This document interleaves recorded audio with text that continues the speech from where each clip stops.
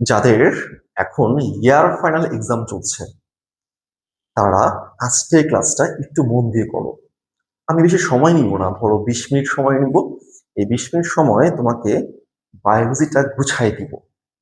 মানে কিভাবে, কি হবে না, কি কি পড়লে মোটামুটি গ এবং ঘ কমন পাওয়া যাবে। হ্যাঁ, মানে যতটুকু কম পড়া যায় আর কি, যতটুকু কম পড়লে গ ঘ কমন পাওয়া যাবে তা নিয়ে কথা বলবো আমরা।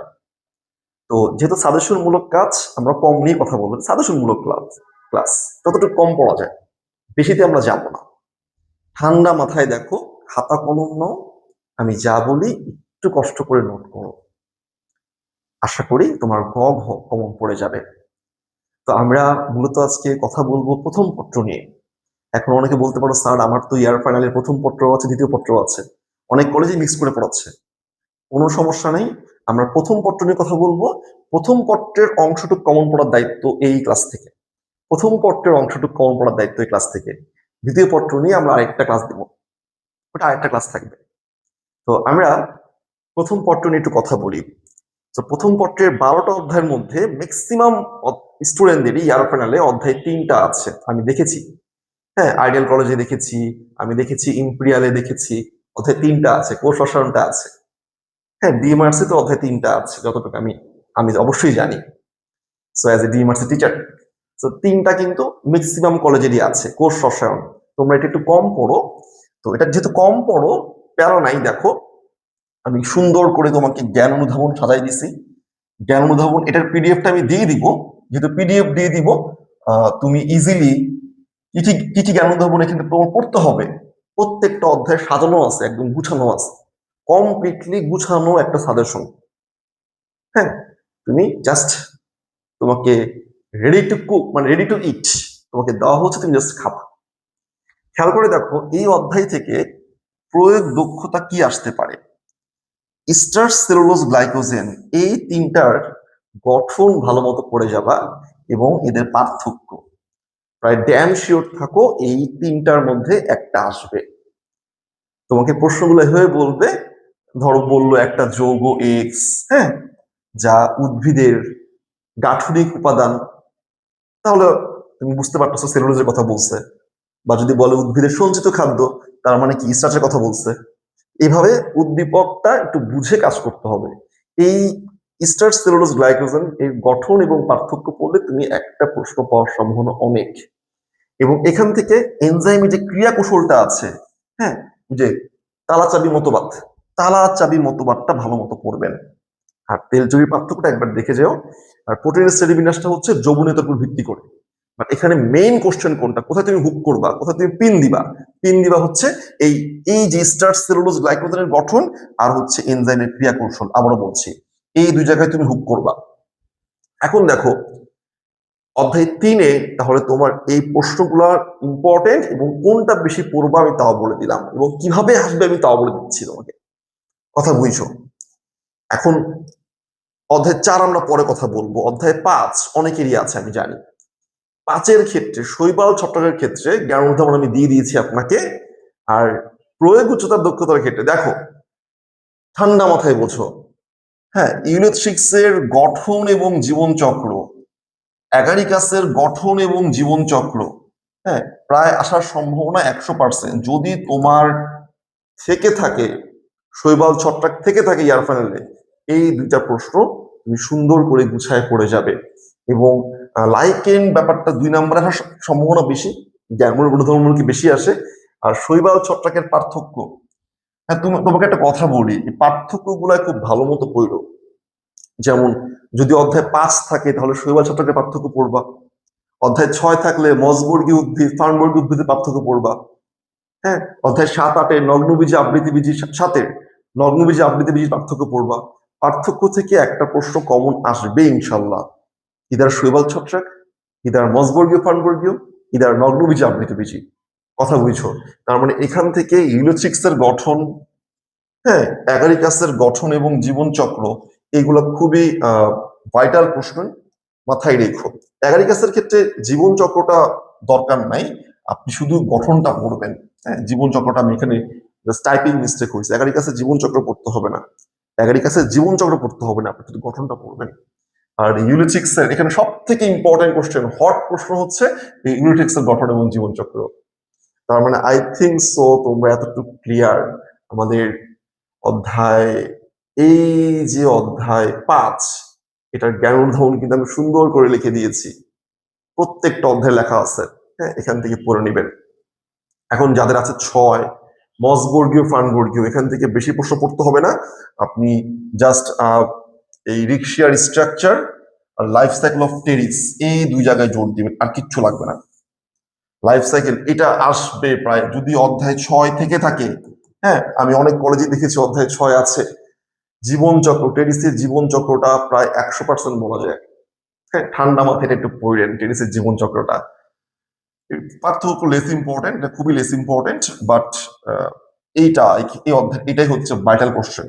এটাই হচ্ছে ভাইটাল প্রশ্ন, মাথায় মাথায় রাখেন, ভাইটাল কোশ্চেন হচ্ছে এইটা। এবার আসো 7-এ। 7-এর ক্ষেত্রে নগ্নবীজি আবৃত্তিবীজি যাদের 7 আছে, একদম এই ক্ষেত্রে আমি জাস্ট তোমাকে বললাম, এখানে যে প্রশ্নগুলো দিয়েছি, হ্যাঁ, একদম যেটা বলা হয়, যেগুলা ছাড়া প্রশ্ন হয়ই না, নগ্নবীজি আবৃত্তিবীজির পার্থক্য, ঠিক আছে? আর হচ্ছে এই যে পোয়েসি আর মালবেসির যে ব্যাপারটা, তোমরা নিজেরাও জানো আসবে, আমি বললেও আসবে, না বললেও আসবে। যাদের অধ্যায় 7 আছে, পোয়েসি মালবেসির, হ্যাঁ, শনাক্ত করে বৈশিষ্ট্য আর অর্থনৈতিক গুরুত্ব, তোমাকে একটু সাজাই দিবে। ধরো গয় দিবে মালবেসির শনাক্তকারী বৈশিষ্ট্য, ঘয় দিবে পরিস্থিতির অর্থনৈতিক গুরুত্ব, অথবা গয় দিবে পরিস্থিতি শনাক্তকারী বৈশিষ্ট্য, ঘয় দিবে মালবেসির অর্থনৈতিক গুরুত্ব। সো এই ব্যাপারগুলো একটু মাথায় রেখো। এখান থেকে এই পয়সি মালবেসি পড়লে, আর হচ্ছে জবা ধানের পুষ্প সংকেত পুষ্প প্রতীক পড়লে কমন চলে আসার সম্ভাবনা সর্বাধিক। আর আরেকটা কোশ্চেন আমরা অনেকে পড়ি না, সেটা হচ্ছে সাইকাসের গঠন। সাইকাসের দেহের গঠনটা পড়ে একটু কষ্ট করে, আবারও বলছি। বাট এখান থেকে সব থেকে ইম্পর্টেন্ট হচ্ছে এই পয়সি মালবেসি, এটা পড়লেই মোটামুটি চলে আসে, ইজিলি চলে আসে। এবার আসো অধ্যায় 8, টিস্যু ও টিস্যুতন্ত্র।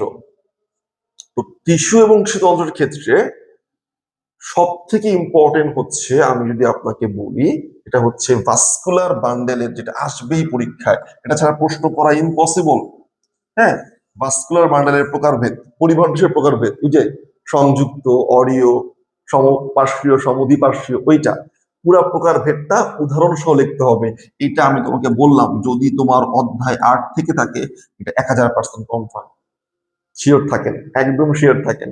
আরেকটা প্রশ্ন আছে, যেটা হচ্ছে ভাজক টিস্যুর শ্রেণীবিন্যাস, মাথায় রেখেন।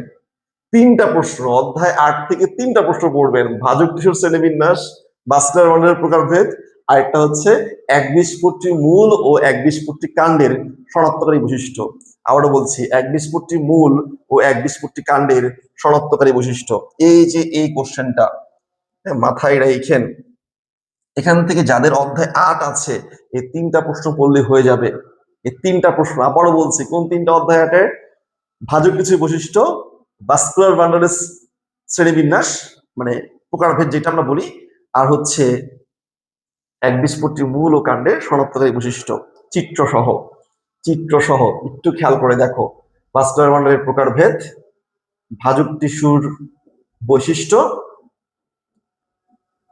এখানে একটু পেঁচায়ও না, প্রকারভেদ বলতে আমরা আসলে ভাস্কুলার বান্ডলের যেটা শ্রেণী বিভাগটাই বোঝাচ্ছি, মানে যেটা হচ্ছে ভাস্কুলার বান্ডেলটা জাইলাম ফ্লোয়েম কয় ধরনের হতে পারে, সংযুক্ত হতে পারে, অডিও হতে পারে, ওটা বোঝাচ্ছে আর কি, ভাস্কুলার বান্ডেলের শ্রেণী বিভাগ যেটা। তো 3টা প্রশ্ন আবারও বলছি, ভাস্কুলার বান্ডেলের শ্রেণী বিভাগ, ভাজক টিস্যুর বৈশিষ্ট্য এবং একবীজপত্রী মূল ও কাণ্ডের শনাক্তকারী বৈশিষ্ট্য।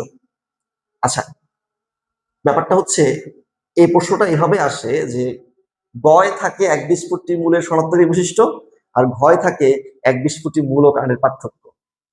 আশা করি, আমার যেটা মনে হয় তোমরা 3, 5, 6, 7, 8 বুঝতে পেরেছো।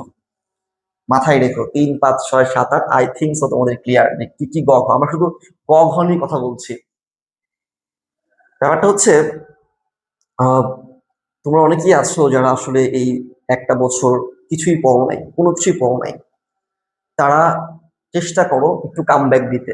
হ্যাঁ, একটু কাম ব্যাক দিতে চেষ্টা করো। এই সাজেশন ক্লাসটা দেখে চেষ্টা করো কিছুটা পড়ে হলেও যাতে পাসটা করা যায়। যারা 1 বছর, অনেকে আছে হ্যাঁ বই কিনছো হয়তো 1 মাস আগে, অনেকে এমনও আছে যে বই কিনছো বাট তোমার ওই বায়োলজি বইটা এটা কি হাজারি নাগ স্যারের বই নাকি হাসান স্যারের বই তুমি এখনো শিওর না। তাদের জন্য আসলে আমার একটাই কথা, এখনো সময় আছে, এখনো সময় আছে, সময় কিন্তু শেষ হয়নি। সো আমরা একটু সামনের দিকে যাই। এটা হচ্ছে যে অধ্যায় 9, উদ্ভিদের শারীরতত্ত্ব, অনেক বড় অধ্যায়, এখান থেকে অনেক প্রশ্ন আসে। আমি আপনাকে জাস্ট একটা কথাই বলি, এখান থেকে আপনি কি করবেন দেখেন, এখান থেকে সবই ইম্পর্টেন্ট, বাট এই যে খনিজ লবণ পরিশোষণ, হ্যাঁ, এটার আধুনিক মতবাদ মানে proton anion cotransport theory, proton anion cotransport theory এইটা, আর পত্ররন্ধ্র খোলা বন্ধের কৌশল, এটার অনেকগুলো থিওরি আছে তোমরা জানো, যে স্টার সুগার মতবাদ, তারপর আধুনিক মতবাদ, অনেকগুলো মতবাদ আছে। তোকে সবগুলোই পড়তে হবে। এই দুইটা প্রশ্ন খুবই ইম্পর্টেন্ট। এছাড়া C3C4 চক্র থেকে একটা থাকার সম্ভাবনা অনেকখানি। হ্যাঁ, তোমাকে হয়তো গয়ে C4 চক্র বলবে, ঘয় দিবে C3C4 চক্রের পার্থক্য। কথা বুঝছো? মানে ফটোসিনথেসিস থেকে একটা আসার সম্ভাবনা অনেক বেশি, এর মধ্যে C3C4 চক্রটাই বেশি আসে। এছাড়াও আসতে পারে যে সালোক সংশ্লেষণে প্রভাবকের ভূমিকা, এটা অনেকে অ্যাভয়েড করে যাও, বাট এটা পড়ে নিও, সালোক সংশ্লেষণের প্রভাবকের ভূমিকা, বাহ্যিক প্রভাবক, অভ্যন্তরীণ প্রভাবক। আই থিঙ্ক সো আমার কথা তুমি ধরতে পারতেছো। এটা পার্থক্যটা হ্যাঁ মাথায় রাখেন, C3C4 চক্রের পার্থক্য এবং উদ্ভিদের পার্থক্য, দুইটা কিন্তু কাছাকাছি বাট এক না। প্রশ্নটা ভালো মতো পড়ো যে চক্রের পার্থক্য আসছে, উদ্ভিদের পার্থক্য আসছে। কারণ আবারও বলি, অধ্যায় 9 থেকে খনিজ লবণ পরিশোষণ, পত্ররন্ধ্র খোলা বন্ধের কৌশল, C3C4 চক্র, এতটুকু তো গেল। এরপরে যেটা হয় শ্বসনের ক্ষেত্রে গ্লাইকোলাইসিস, এটা টপ নচ প্রশ্ন, আমরা সবাই জানো। হ্যাঁ, আর হচ্ছে অবাধ শোষণের গুরুত্ব। এই যে অবাধ শোষণের গুরুত্ব আর গ্লাইকোলাইসিস, এই দুইটা প্রায় 100% বলা যায় তোমাদের যাদের অধ্যায় 9 আছে তাদের চলে আসবে। একটু ঠান্ডা মাথায় এটা কইরো। হ্যাঁ, আর পার্থক্য দুইটা একদম 100% লিখে দিলাম আমি, বাট নাও আসতে পারে, আমি লেখার জন্য লিখলাম। এই শ্বসন থেকে গ্লাইকোলাইসিস অবস্থানের গুরুত্ব খুবই ইম্পর্টেন্ট। হ্যাঁ, ক্রেস চক্র যদি পারো পড়ে নিও, না পড়লে অন্তত এই দুইটা পড়লো। একটা হচ্ছে গ্লাইকোলাইসিস পুরা ছকটা, আর একটা হচ্ছে অবস্থানের গুরুত্ব। আর পার্থক্যটা তো তুমি দেখতেই পাচ্ছ, সমাতমত এবং কি স্নায়ু সংশোধন এবং কি শ্বসন। আবারও বলছি অধ্যায় 9 থেকে খনিজ লবণ পরিশোষণ, অর্থাৎ এখানে অনেকগুলো মতবাদ আছে, তুমি শুধু পড়বে প্রোটন অ্যানায়ন কো ট্রান্সপোর্ট থিওরি, এটা আধুনিক মতবাদ। এরপর হচ্ছে পত্ররন্ধ্র খোলা বন্ধ, পত্ররন্ধ্র খোলা বন্ধের কৌশল। এরপরে হচ্ছে পত্ররন্ধ্রের, এই দুটা যাওয়ার পরে C3C4 চলে আসবেন, এবং এরপরে শ্বসনে যেয়ে আপনাকে বলা হয়েছে গ্লাইকোলাইসিস পড়বেন এবং হচ্ছে অবস্থানের গুরুত্বটা ভালো মতো পড়বেন। বাকিগুলো একবার দেখে যান। এক্ষেত্রে আমরা আবারও বলছি, আমরা কথা বলছি শুধুমাত্র গ এবং ঘ নিয়ে, গ এবং ঘ নিয়ে।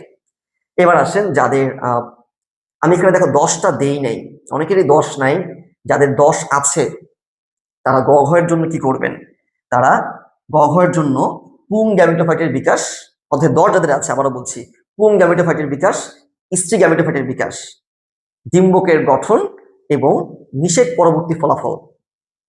পুং গ্যামেটোফাইটের বিকাশ, স্ত্রী গ্যামেটোফাইটের বিকাশ, ডিম্বকের গঠন, নিষেক পরবর্তী ফলাফল, মানে নিষেকের ফলে কি কি পরিবর্তন হয়, এবং হাইব্রিডাইজেশন প্রসেস, মানে কৃত্রিম সংকরায়ন, হাইব্রিডাইজেশন প্রসেস। এই 5টা প্রশ্ন আবারও বলছি, পুং গ্যামেটোফাইটের বিকাশ, স্ত্রী গ্যামেটোফাইটের বিকাশ, এরপরে হচ্ছে ডিম্বকের গঠন, নিষেক পরবর্তী ফলাফল এবং হাইব্রিডাইজেশন প্রসেস। এটার গুরুত্বটা পড়ে নিন একটু, হাইব্রিডাইজেশন বা সংকরায়নের গুরুত্বটা পড়ে নিন একটু, মাথা যেন থাকে। আমি 10টা দেই নাই, কারণ অনেক কলেজে 10 নাই, আমি দেখলাম অনেক কলেজে 10 নাই। 11 অনেক কলেজের আছে, 11 থেকে আপনি যাদের 11 আছে তাদের মাস্ট বি, হ্যাঁ, এটা এখান থেকে প্রশ্ন আসবেই। এটা হচ্ছে টিস্যু কালচারের প্রযুক্তি এবং টিস্যু কালচারের প্রয়োগ, এটা থেকে একটা সেট দিবে, অথবা রিকম্বিনেন্ট ডিএনএর প্রযুক্তি এবং গুরুত্ব। আবারও বলছি, ইদার টিস্যু কালচার দিবে, টিস্যু কালচারের গয় দিবে, টিস্যু কালচারের বর্ণনা, ঘয় দিবে টিস্যু কালচারের প্রয়োগ, আরেকটা দিতে পারে রিকম্বিনেন্ট ডিএনএ প্রযুক্তির ধাপ এবং এর গুরুত্ব। হ্যাঁ, এটা তো প্রায় সেমই, তোমরা জানো। এক্ষেত্রে ইনসুলিন তৈরিটাও সেম, মানে এটা তো রিকম্বিনেন্ট ডিএনএর মাধ্যমে করা হয়। 3টা প্রশ্ন পড়লে তুমি এখানে কমন পাবা, ইদার এই সেট দিবে টিস্যু কালচারের প্রযুক্তি কিভাবে করতে হয় এবং এর প্রয়োগ, রিকম্বিনেন্ট ডিএনএ এর প্রযুক্তির ধাপ, অথবা ইনসুলিনের উৎপাদনের প্রক্রিয়া। তুমি এখান থেকে এই 3টা প্রশ্ন পড়লেই ইজিলি কমন পাবে।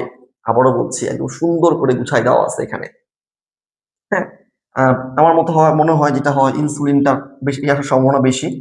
ইনসুলিন তৈরি করা কিভাবে হয়, হ্যাঁ, এটা একটু বেশি আসার সম্ভাবনা বেশি, এটা মাথায় রাখেন। এবার আসেন আমরা একটু অধ্যায় যাদের 2 আছে, 2 এবং 3, সরি 2 এবং 4, আমরা একটু সামনে চলে যাই। 2 এবং 4-এ 2 এবং 4-এর ক্ষেত্রে 2 এর ক্ষেত্রে আপনি এই যে মায়োসিসের ধাপগুলো আছে, এই ধাপগুলার বিশেষ করে প্রোফেজ, মেটাফেজ, এনাফেজ, এই 3টা থেকে একটা আসতে পারে। আর মায়োসিসের ক্ষেত্রে বা মিউসিসের ক্ষেত্রে আপনি যেটা দেখবেন, মিউসিসের ক্ষেত্রে কথা বুঝছেন, প্রোফেজ 1-এর যে ধাপগুলো আছে, প্রোফেজ 1-এর যে ধাপগুলো আছে, ল্যাপটোটিন, জাইগোটিন, প্যাকাইটিন, ডিপ্লোটিন, ডায়াকাইনেসিস, এর মধ্যে জাইগোটিন প্যাকাইটিনটা খুব ভালো মতো পড়েন। কথা বুঝছেন? আপনি এখান থেকে প্রোফেজ, মেটাফেজ, অ্যানাফেজ পড়বেন, প্রোফেজ, মেটাফেজ, অ্যানাফেজ পড়বেন। আর এই যে মিউসিস কোষ বিভাজন, যেটা মিউসিস কোষ বিভাজনের আপনি প্রোফেজ, মিউসিস 1-এর প্রোফেজ 1-এর, মিউসিস 1-এর প্রোফেজ 1-এর এই জাইগোটিন প্যাকাইটিন পড়লেই কমন চলে আসবে ইনশাল্লাহ। আমি কি বলছি আপনি হয়তো বুঝতে পারছেন যে খুবই একদম ছোট করে দিয়েছি আপনাকে, একদমই ছোট করে দিয়েছি।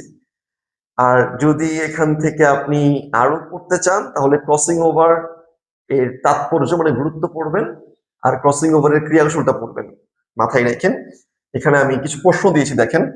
একটা হচ্ছে মাইটোসিস মায়োসিসের পার্থক্য, আর এটা হচ্ছে ক্রসিং ওভারের তাৎপর্য।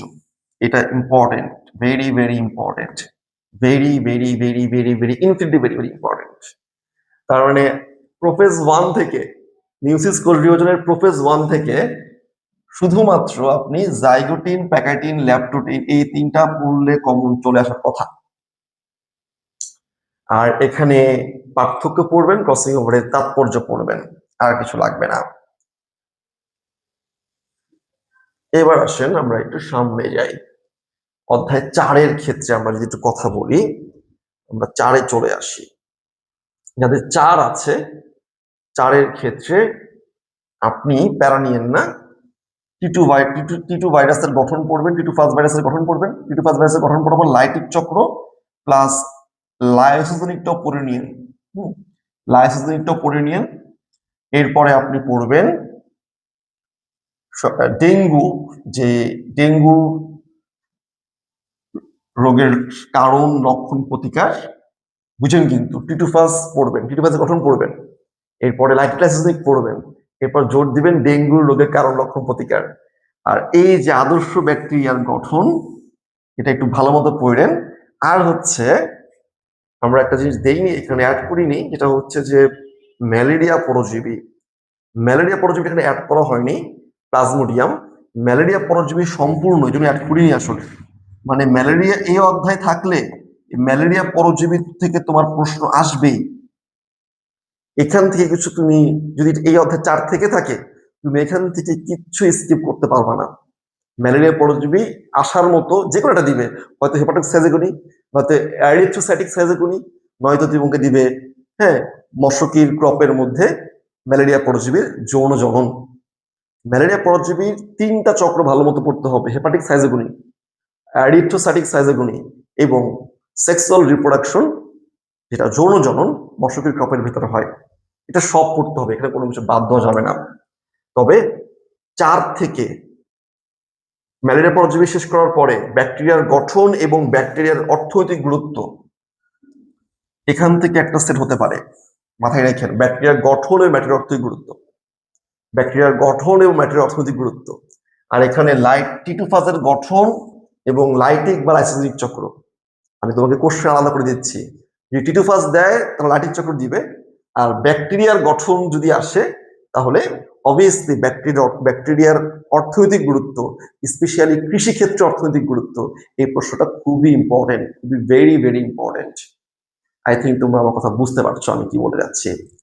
এবার আসো, যেটা আমি বলছি যে এখানে সবগুলাই তুমি পড়বে, কিছু বাদ দিও না, যা যা বলে দিয়েছি। অধ্যায় 1, যাদের অধ্যায় 1 আছে, খুব বড় চ্যাপ্টার, খুব বিচ্ছিরি চ্যাপ্টার, হ্যাঁ, সবাই এটা ভয় পায় অধ্যায় 1 নিয়ে। যেটা হচ্ছে